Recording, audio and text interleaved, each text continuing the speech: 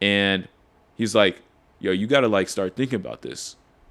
You're really talented. You clearly have a love for the art, but you're really young as well. So this is the perfect time for you to decide whether or not you want to do this for a living. And he asked me bar for bar, if you had the decision right now, if you could, would you just drop out of school and do music full time? And I was like,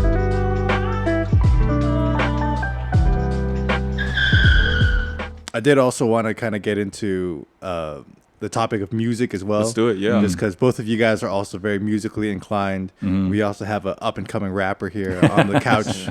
So thank you. Yes, sir. Yeah, and we kind of touched on it a little bit earlier with hip hop and the culture and everything like that. Yeah. I don't know if I also aspired to be a rapper. Yes, when I was your age. Yeah. I Oh, saw word? Yeah. I didn't know this. Yeah. I used That's to tight. have dreams of being a rapper one day. Okay. But unfortunately, it was kind of like what you said before. Like sometimes your talents don't match up with your passions. Yeah. And I realized I got the passion. I got the passion. We all did, man. But the talent had other plans. Yeah. So. Don't give yourself too much shade. Bro, if you're honestly, our like millennials, Joe and I, like if you grew up listening to hip hop, I think all of us at one point or another had the thought of I want to be a rapper. Yeah. Even if we were terrible, we would all be cruising in the car playing beats and trying to freestyle over it. Yeah. Majority of us were horrible, but it was just the vibes and just chilling with the boys. But I think we all at one point had that aspiration. But The hip hop dream. the hip hop dream. Yeah. That's how it's a thing. Actually started going by Joe. So my government name, my official legal name is Joseph. But I always hated that name anyways. It made me Nobody sound calls like you Joseph, bro. nobody does. Nobody. But I was on the bus one day, and one of my friends on the bus, we were just talking, and he was like, "Oh, dude, like." You should be a rapper, and you should go by. So my last name is Ho, right? So you should go by Joe Ho because it rhymes. It's an awesome rapper name. And I'm like, actually, that's fire. Yeah, it is fire. Yes. It's still fire to baby. this day. So, to this day. yeah. Then I started getting into music, and like actually, I did want to be a rapper, so I started going by that. And that's just the nickname kind of stuck. And that's how I started going by by Joe. I love that. Joe Ho, baby. Origin stories, baby. Yeah, Origin story. dude. Yeah. I love it. But I wanted to get into your origin story too of how you yeah. got into and like how did you get into rap? What was that origin story like? Yeah. for you? Well, I first want to say that it's my story, even just 10, 15 years removed from your guys' story, is completely different. Like the way that society accepts like especially in the Asian community, approaching like artistry is completely different than now than it was maybe like even just 10 years ago. So like a lot of one thing that I always think about is like, man, what if I was like your guys' age, and like how would that have affected my trajectory in terms of like hip hop? Like maybe I would have chosen to go play golf or something like that, but for me it started in we'll do the full origin story. So it started in 5th grade. We need some more context though. We can't go straight into it. Basically, I didn't listen to any music besides stuff that would be on the radio and potentially on like some CDs that were played at home for my whole life until around like 4th or 5th grade. And that's when I started like listening to more hip hop. And because I mean, growing up, very Christian household, right? It was a lot of just like pretty much worship music. Like Hillsong is what I grew up on. Like Zion Hillsong is like what I grew up on. Mighty to Save, like that era of worship music was my thing. It still is. Like I love that music, and so much credit to that. All of that, making me who I am today, right? But I didn't really listen to like any hip hop. And in about 4th or 5th grade, my dad showed me who else but Lecrae, and he played it on the car, and I was like, yo, this is fire. And so my introduction to hip hop wasn't hip hop itself; it was Christian hip hop and like people like Lecrae. And so my like upbringing it wasn't like listening to like Jay-Z or like Nas and them, but it was more so like Lecrae. And then after Lecrae, it wasn't even my era. So this is probably about 2016 when I'm in like 5th, 6th grade. And so around that time, it probably would have been Kanye or like J. Cole, who were the main people at the time. But instead of that, again, it deviated. My dad showed me like Tupac. And so he showed me his era of rappers. So instead of going with like, oh yeah, like I first started listening to like Drake, Kendrick, J. Cole, whatever, it was Lecrae and Tupac who were the first people that I listened to. So such contrasting styles. Too. And that's why even to this day, like I'm very biased in the fact that I will always put Tupac in my top 10 all time like greatest rappers. And like a lot of people might disagree with that nowadays, but I think for me that's just what I grew up on, and I like hear the influence everywhere. So that's kind of like how I started listening and getting into hip hop, right? And it was in 5th grade when I took a poetry. We did a poetry unit in our language arts class, and shout out Mrs. Walker. But she like really instilled in me like just we're writing a lot of poems and stuff, and like learning about song structure and rhyme and things like that. And it was just as just a student, it was like I have to like be good at it, you know. Like as an Asian student, it's like, yo, you're expected to like be the highest in the class, right? And so naturally, like I kind of figured out rhyming like very easily, and that was kind of the start of it. It's just like, oh, you're like going through these like really fast, like you're able to write pretty quickly. And so I didn't take it to heart that much. It was just like, oh, just, you know, another school thing that you know I can like try my hand at. And then you go into middle school, and that's when, you know, like everyone has their middle school phases and stuff. And so for me, mine was hip hop and basketball. That was what my phase in middle school was. Yep. And so I remember like coming back home off the bus, and I would go to my room, put on like Eminem and put on more Tupac, and I would start like listening to a lot of other rappers who were in the mainstream, like mainly J. Cole and Kendrick Lamar was probably. That was 2017, so when he released Damn, and that was probably one of the first hip hop albums that I like went front to back and like really fell in love with it. I was like, bro, this is the best thing I've ever heard. And so from there, I really got obsessed with hip hop and kept listening, and that went all the way till COVID. And up until that time, I started making music in about 7th grade.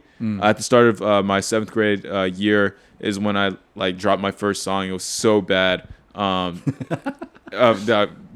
we're never going. Send me that audio. So the audio file is still on my computer. And the archive, bro. You can count on a hand the amount of people who have that file. It's very limited, high demand. I gotta hear that. It was really bad, but that's kind of what got me off. And so in 8th grade, I released like my first album. Then it was like a 14-track album, and then and then COVID hit. And so COVID hit in 2020, like March 2020. That was my second semester of 8th grade year. So I was transitioning from middle school to high school, and I really wanted to put out my album before my 8th grade year ended, because the whole point was that I had already done like a performance. We did like a halftime performance for like the Elkins, my middle school's basketball game. And so after that, I was like, okay, we got to do something like before graduation. And so I was really trying to like put out this album, and COVID hit. And so I had to just finish the album like in just solitude and just in my room. And I put it out, and that was like one of the first times where I was like, whoa, like, maybe I can keep doing something with this. And obviously during COVID, like I'm in school, I don't have a job, anything to do. So all I would do is just go to the Elkins courts, play basketball there, and I would come home, write and record. And I would do that for all of my time up until probably like my sophomore year, which is when I released probably the album that I would say for me was the first one that I was actually proud of. I was like, whoa, this is actually like not garbage, you know? And so when I released Atlanta, South Korea in January 2022, that's when I was like, okay, maybe I can do something with this. So the passion was always there. I had loved like every second of it. I would like, you know, I would consider myself a student of the game. Like nowadays, a lot of people kind of just go straight into rap. They don't really like pay their dues with, you know, who they listen to, like not listening to the greats, not the classics, and, you know, figuring all the history out. But for me, I was so in love with hip hop that all of that was like, it wasn't a chore for me. It was like I wanted to keep studying hip hop and hip hop music. So that's what the track I was on. So I was already doing all of that, and then when I finally made something that I was like, okay, wait, this might be good. So when the talent started aligning with the passion, then I was like, there you go. Maybe I can do this as a career. And so up until that point, I wanted to go to college and do engineering or maybe math or something like that, just because those were the things that I was more naturally inclined to and had already been like okay at. And then now I was like, okay, wait, what about this music thing? And so I didn't really release anything up until, from Atlanta, South Korea, I didn't release an album until my senior year. So that's a 2-year gap of then you're like, what were you doing? If you felt like you were getting better, felt like, things were lining up, why did you stop?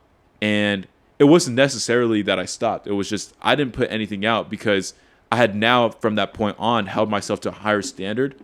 But as artists, as perfectionists, it's like you delude yourself with what that standard is, and it ends up hurting you because what you need to do is keep putting out more stuff, and that way you get more criticism, you get better, you figure out what people like, what people don't like, what other artists think is cool. You have more opportunities, right? But instead, a lot of times, what will happen is you just don't put anything out there because like it's not good enough, Yeah. And so that's exactly what happened, and it was pretty dark for me because music was my outlet, but it stops becoming an outlet when it just hurts yourself even more, right? And so that was a very like long stretch of time where I didn't put anything out, and I kind of like shut it down. But I would still send snippets to my producers who I was really close with. So there's this one guy, he's now an electronic producer, but just one of the smartest musicians that I know. He went to FSU and was writing like the marching band stuff for the program as a college student, and he was a composer. So instead of like the FSU conductor, doing the band stuff, he was the one doing it as a student. So this is one of the guys that saw in me like my worth as a musician and as like just an artist in general. And it was my junior year summer, and so this is about a year and a half after I had released Atlanta, South Korea, and he's like, yo, you got to like start thinking about this. You're really talented. You clearly have a love for the art, but you're really young as well. So this is the perfect time for you to decide whether or not you want to do this for a living. And he asked me bar for bar, if you had the decision right now, if you could, would you just drop out of school and do music full time? And I was like, whoa, like, what do you mean, And so he started getting me thinking about, okay, how much do I want it? Like, how much do I really want to do this music thing? And it took me a while to respond. I was like, hey, I'm going to need to, think about this. And so it took me about maybe like 6 months to a year to really fully understand that. That's when I had finally been rounding out my album for my senior year. And I was like, you know what? I'm in.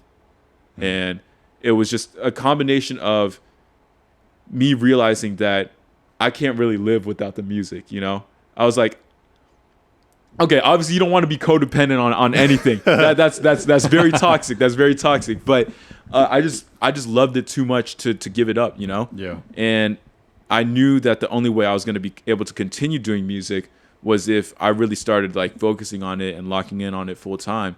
And that's when I decided. I was when I did my college applications in my senior year, I was like, yeah, I'm gonna go study music technology at Georgia Tech. So you know what? Sick. To answer the question, I'm gonna do both. I'm gonna go to school and I'm gonna do music. But it was the fact that I went in as a music major over like an engineering or something like that. I hated the idea of having a plan B because it felt like I was still in between. But being able to do music, and now I'm doing business as well. I'm studying that.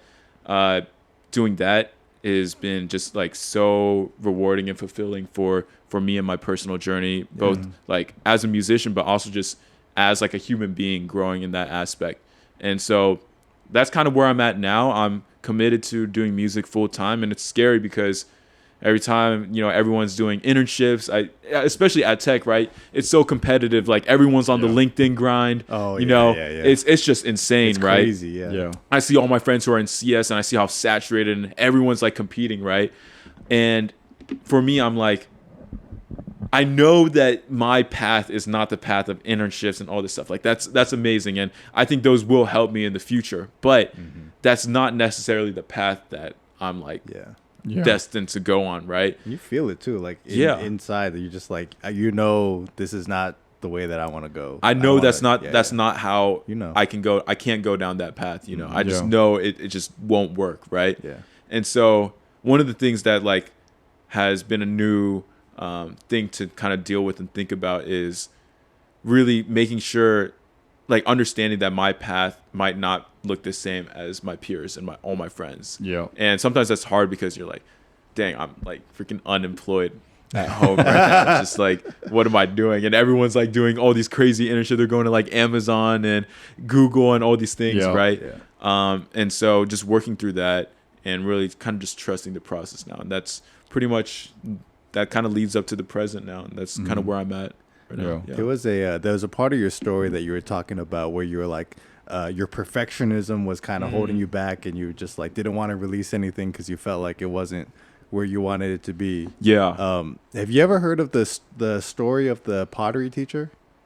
I haven't. I don't think so. I'm dropping a little wisdom on you. All right, let's do it. Let's do it. Yes, sir. Yes, sir. Unk wisdom. Uncle Neff. Uncle Neff. I know. Yo, that's crazy. It just it reminded me because I had a conversation with one of my other rapper friends too about the exact same thing. Okay, yeah. But the story goes, there once was a guy who was a pottery teacher, right?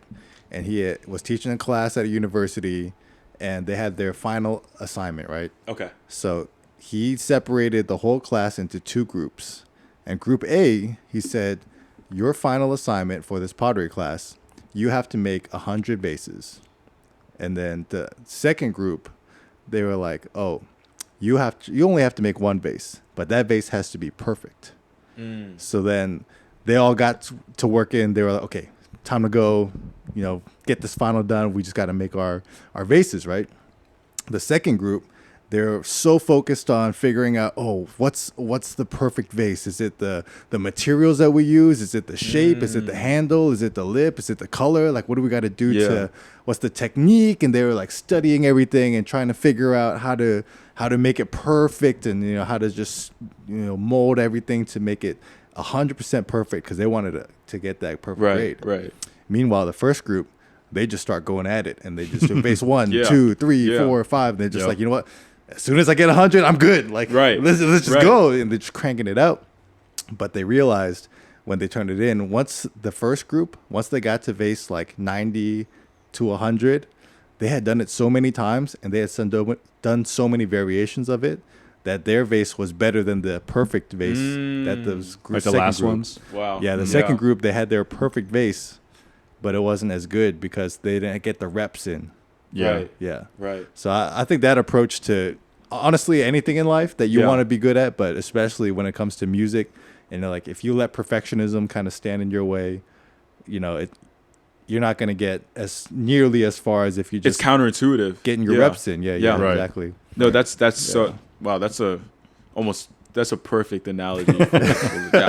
Experience is a great teacher, man. No, Absolutely. for sure. Experience is a great teacher. And that's obviously now that's something that I still wish that I did, because I know how much I could have grown in that time. But I'm lucky that I started so early. That way I can make those mistakes then. And now I'm at a point where I can start. No, a lot of people don't have the time to do 100 more, And so for me, I'm really lucky that I'm still in a position where I have the ability and I have the resources to go make 100 bases, right? Yep. And really figure that out. So no, that's wisdom, bro. That's wisdom.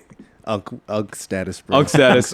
Yo, chill, bro. We're not that old, man. Yo, Micah always be calling me Unk. I'm like, dude, that's disrespectful, bro. Because the young Relax. kids, they call me Unk now, bro. They call you They Unk? call me Unk, bro. So we're grandpa status, bro, man. People say Grunk, Unk, bro. Grunk. People say Grunk? Unk way too early, man. Way too early. Did you ever want to be a rapper, Abe? Nah, I don't think so. I mean, like, I like, again, like, just chilling with the boys, want to like freestyle, whatever. But nothing serious. No, Yeah. I knew that was never gonna be my path. So, But because you are also like actually musically talented as well. Like you play drums and like how. I've always been around music for Yeah. sure. Yeah, like it's in my blood. Like my dad was an opera singer, was like worship leader at church. Even my stepdad now is a worship leader. He's really talented. Grew up listening to hip hop music because of my brother. So my brother got me into sports and music. So growing Shout up, out John. Yeah, shout out John. But music's always been in my life. And then growing up into church as well, I just found ways to serve. And so the origin story of me playing drums is I was a very hyper kid. Like I'm pretty sure I had like ADHD or whatever, but like back then, you do. yeah, exactly. But Korean parents don't know what that means. They're just like, you're just being a bad kid, right? I always had this natural energy, like no caffeine, no nothing, like no drugs, no alcohol. I just had this natural energy all the time.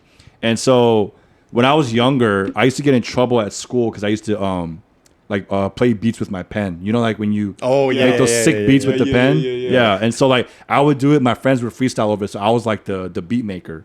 But I was always getting in trouble because I'm like disrupting class, and so always get detention and all that stuff. And so I try to channel that like energy that I had into something productive. And so that's when I fell in love with beats and drums and rhythm and tempo and all that.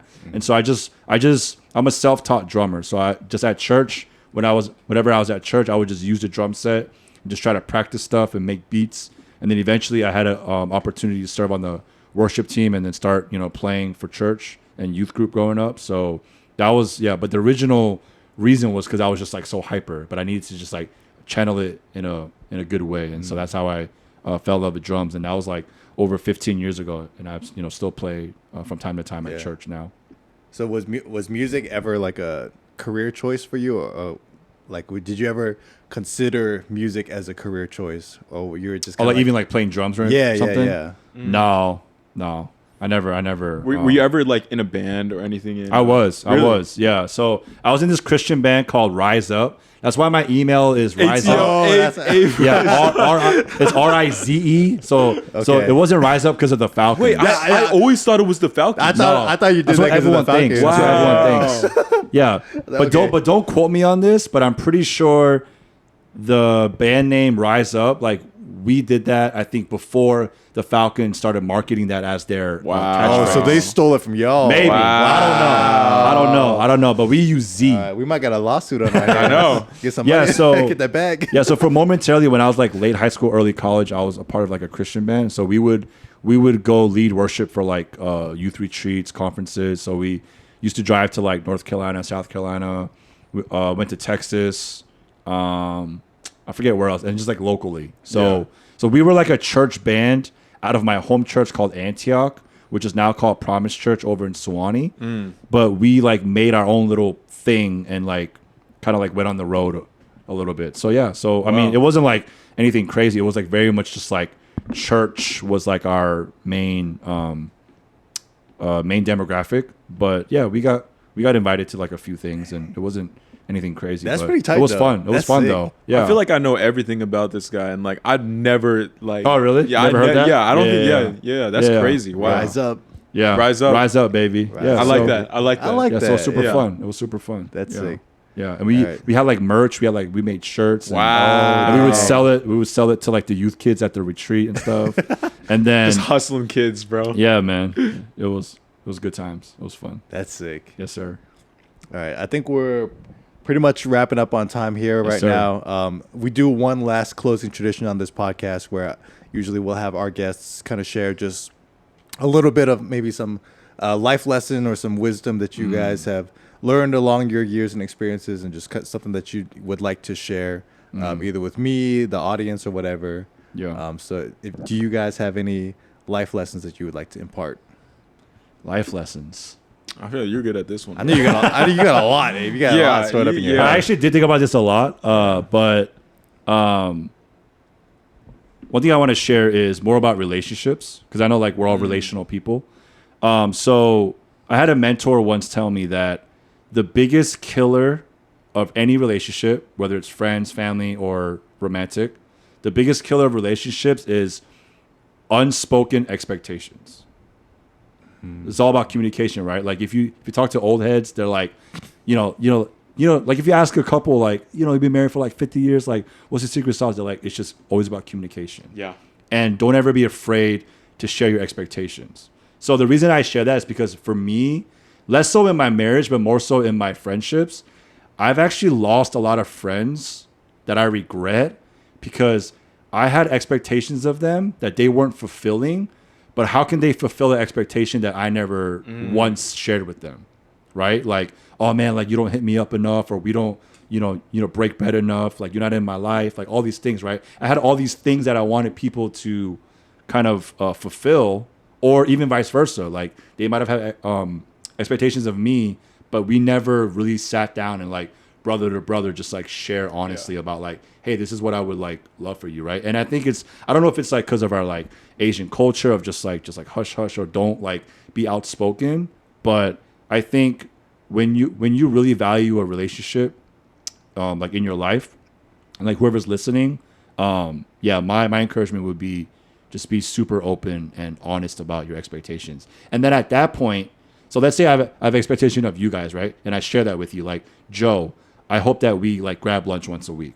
If I never tell you that and we never grab lunch, and we grab lunch like once a quarter, obviously I'm going to start feeling some type of way towards you, and you're going to start feeling this negative energy from me, and you're going to wonder why Abe's kind of acting weird. I never told you that, right? Mm-hmm. But then the second part of this kind of wisdom part is that when I do have the courage to share my expectation, what then happens is now the ball is in your court, right? And so you can be honest with me, like, hey, Abe, like once a week's kind of a lot, bro. Like maybe like once a month or like once every 2 weeks, or like let's kind of like meet in the middle, right? And we kind of like get to a place of understanding.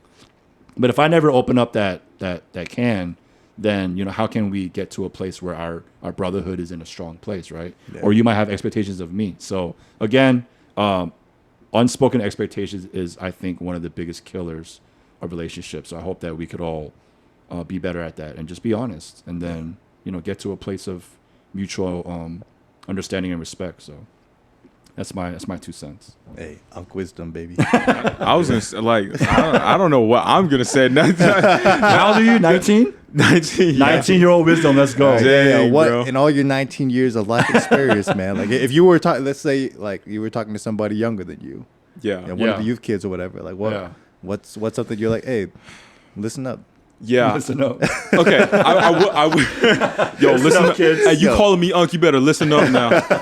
Oh, that's crazy. I will say what Abe just said is probably one of the more relevant things. I want to say for like, I was gonna say just my generation, but like literally everyone, man. Yeah. Like that's such a crucial thing to be able to know and think about. For me, I think I just want to spit some game on this idea. I mean, I think it is a very Gen Z specific, but something that like relates to everyone, period, is like how to deal with what other people think of you. And that's something that for a while I would say I prided myself on, that I didn't really care, like, oh, like I don't care what other people think. And so I would say more than not, most people would have the problem of like, man, like it's really hard to get over social expectations from like my friends, my teachers, my family, and like what they think of me, what everyone else thinks of me. And they don't leave any room for like what they think of themselves, right? And that, self-independence and self-worth idea there. But for me, I always had the opposite thing where I was like, I don't like, I guess all the kids, we abbreviate things now. I don't gaff what other people like think of me, right? And so that's how life was for a really long time. But I had a couple of events that happened in my senior year where that outlook started changing a little bit. I was like, and I got really concerned because I was like, man, I was always someone who prided myself on the ability to like stay in my lane and have that tunnel vision and just grind on what I needed to grind on, and like not care what anybody else thought of me when it came to like, especially after I released that album, I was like, I don't care what anybody thinks of my music. Like, I'm gonna make what I want, right? But it came to a point this past summer, and I would say even this past entire school year, it's been a lot of changes, a lot of new outlooks and stuff. And I was like, well, like, oh my gosh, I'm starting to really care about what other people think, and like it's getting into my head. And so one thing that I've learned within this past year is kind of, as someone who's been on both sides of the coin now, I feel like I have a new, like, at least for myself, aspect and outlook on how to manage like other people's expectations of you.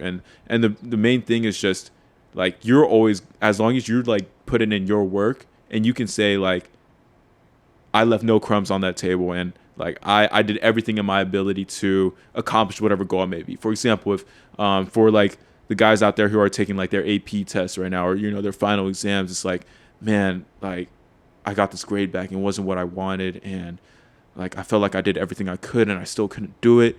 And that can be a really hard thing, because it's like, man, I gave my all and I couldn't even measure up to the expectation, the standard that, for example, the institution had for you, right? And to that, I would say, like, it's a long journey and it's really tough to get there, but you gotta be like, you gotta just take whatever grade that you get, whatever everyone else thinks of you, and you just gotta put that aside.